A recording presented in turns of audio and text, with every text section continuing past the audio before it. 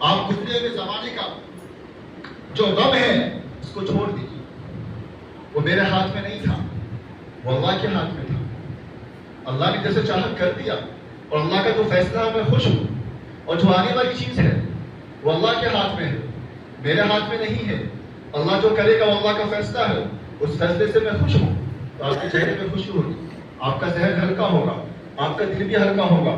ایک بوجھ جو آپ نے غم کا لے رکھا ہے، جو ڈر کا لے رکھا ہے، وہ بوجھ آپ کی باڈی سے نکل کر بھاگ جائے اور آپ کو گہری نیند آئے، آپ کو سکون کی نیند آئے. اس پر آپ کیا عمل کر کے دیکھیں. تو میرے دوستو، اخیر بات، رمضان کا مہینہ ہمارے پاس سے گزرا اور رمضان کے مہینے میں ہم سبھی نے جتنا ہو سکے ہم نے کوشش کی نمازوں کی پابندی کرنے کی. ہم نے کوشش کی نوافل پڑھنے کی، تراویح پڑھنے کی، گہری نیند سے اٹھ کر سحری کرنے کی، راتوں کو جاگ کر عبادت کرنے کی. ہم نے کوشش کی ہمدردی کرنے کی، لوگوں کی خدمت کرنے کی، راہ للہ میں خرچ کرنے کی، فی سبیل اللہ خرچ کرنے کی، صدقہ و زکوٰۃ و خیرات نکالنے کی. یہ تمام چیزیں ہمارے لیے ٹریننگ تھی تاکہ ہم ان چیزوں کو 11 مہینے تک کنٹینیو کر سکیں. صرف رمضان کے لیے نہیں تھا.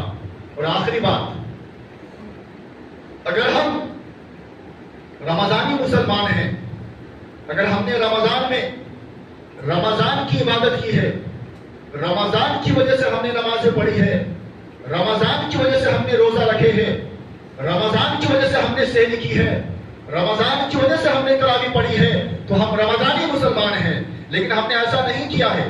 ہم نے رمضان میں جو تراویح پڑھی ہے، ہم نے رمضان میں جو روزے رکھے ہیں، ہم نے رمضان میں جو راتوں کو جاگ کر عبادتیں کی ہے، ہم نے رمضان میں جو سحریاں کی ہے، ہم نے رمضان میں بھوک اور پیاس کی شدت کو جو برداشت کیا ہے، وہ رب کی وجہ سے برداشت کیا ہے، اللہ کے حکم کی وجہ سے برداشت کیا ہے. تو اللہ کا حکم صرف رمضان میں نہیں تھا، اللہ کا حکم اب بھی باقی ہے، 11 مہینے تک باقی رہے گا. روزے کا حکم 11 مہینے تک باقی رہے گا، نمازوں کا حکم 11 مہینے تک باقی رہے گا، صبر و استقامت کا حکم 11 مہینے تک باقی رہے گا، لوگوں کی خدمت کرنے کا حکم 11 مہینے تک باقی رہے گا. جھوٹ نہیں بولنا، چغلی نہیں کرنا، حسد نہیں کرنا، زنا نہیں کرنا، شراب نہیں پینا صرف رمضان تک نہیں تھا، زندگی تک تھا. کیونکہ ہم رب کے بندے ہیں، رمضان کے بندے نہیں تھے. جو رمضان کے بندے ہیں وہ رمضان میں نمازیں زیادہ پڑھا کرتے تھے. جو رب کے بندے ہیں وہ اب بھی نمازیں پڑھا کرتے ہیں. وہ اب بھی جھوٹ سے بچیں گے، وہ اب بھی غیبت سے بچیں گے، وہ اب بھی چغلیوں سے بچیں گے، وہ اب بھی اپنے تجارت میں جھوٹ بولنے سے، دھوکہ دینے سے بچیں گے. تو میرے عزیزوں، ہم یہ سوچے کہ جو حکم تھا یہ صرف رمضان کے لیے نہیں تھا، یہ پورے ہماری زندگی کے لیے تھا.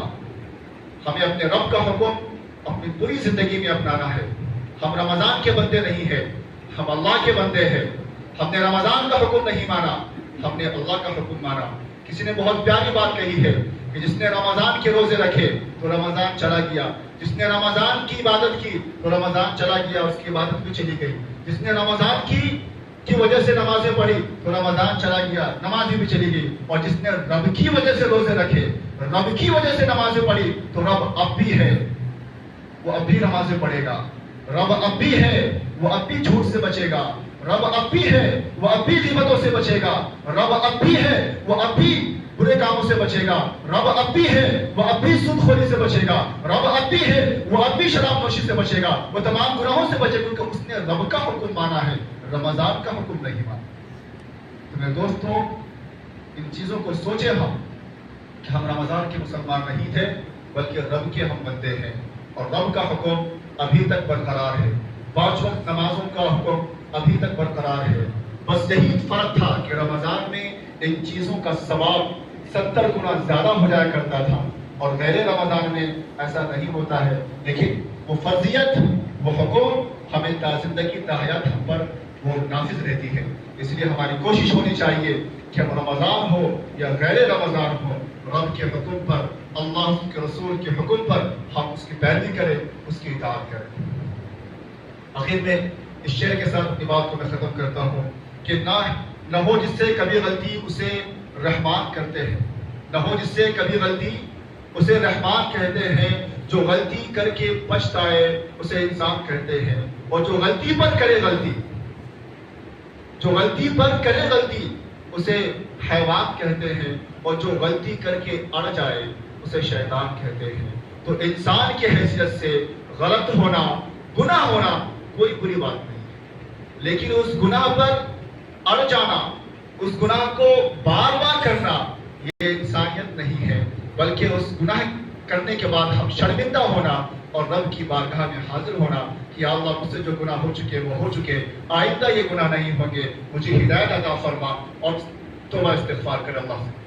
تو وہ بندہ زیادہ محبوب ہے اللہ کے پاس۔ ان اللہ یحب التوابین ویحب المتطہرین۔ اللہ فرماتا ہے کہ دو بندے ہیں، ایک بندہ جو گناہ نہیں کیا اور ایک بندہ جس نے گناہ کیا ہے۔